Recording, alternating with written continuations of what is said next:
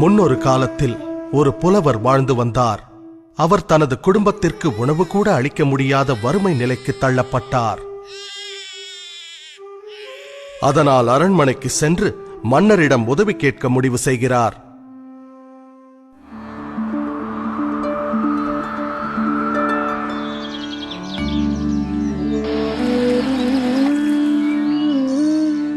மன்னரை கண்டதும் புலவர் தனது பாடல்களை பாட ஆரம்பிக்கின்றார்.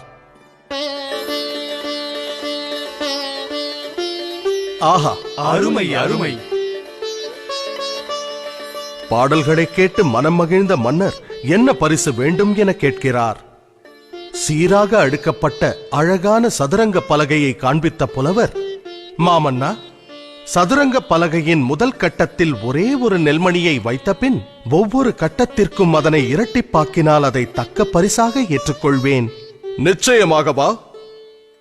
தங்கம் வேண்டாமா? நெல்மணிகள் போதுமா? ஆம் மன்னா என்றார் புலவர். அப்படியே ஆகட்டும். மன்னர் உத்தரவிட அவையினர் நெல்மணிகளை வைத்தனர்.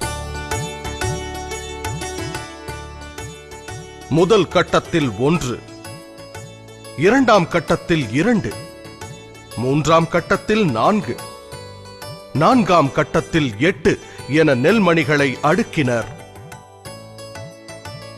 10ஆம் கட்டத்திற்கு வந்தபோது நெல்மணிகளின் எண்ணிக்கை 512 ஆனது. 20ஆம் கட்டத்திற்கு வந்தபோது நெல்மணிகளின் எண்ணிக்கை 5,24,288 என அதிகரித்தது.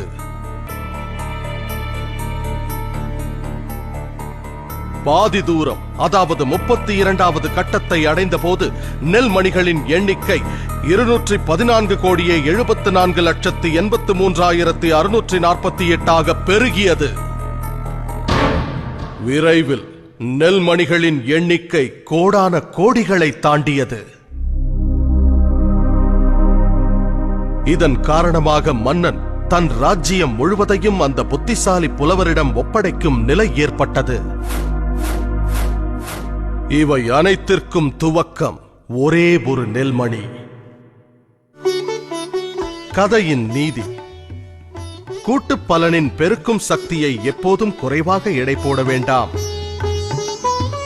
ஒவ்வொரு மாதமும் ஒரு சிறு தொகையை நீங்கள் தவறாமல் முதலீடு செய்து வந்தால் உங்கள் ஓய்வு காலத்தின் போது அந்த தொகை பன்மடங்காக பெருகி நிச்சயம் பலன் தரும்.